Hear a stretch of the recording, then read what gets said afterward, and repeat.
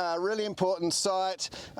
This was a site that was going really sloppy and boggy after 2016-17, which is a really, really wet season.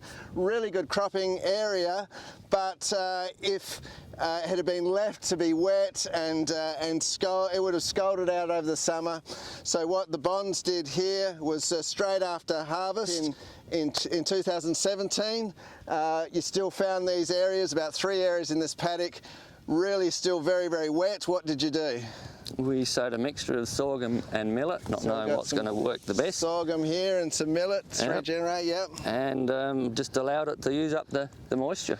So it had the effect of two effects. One, using up the moisture, but also providing cover, living cover over the summer. So with the hot conditions, stopping that capillary rise, bringing salt to the surface, stopping these areas really scalding out, and then just being able to sow your next crop straight through these areas by what, harvesting or knocking them down? What did you do? We did harvest it, thinking that we may not get through with the seeder.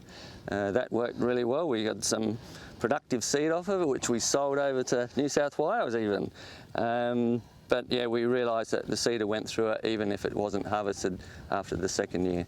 So even after the first and second year, I put the probes down, and after the sorghum and millet, there was still a moist layer down at around 80 centimetres or so.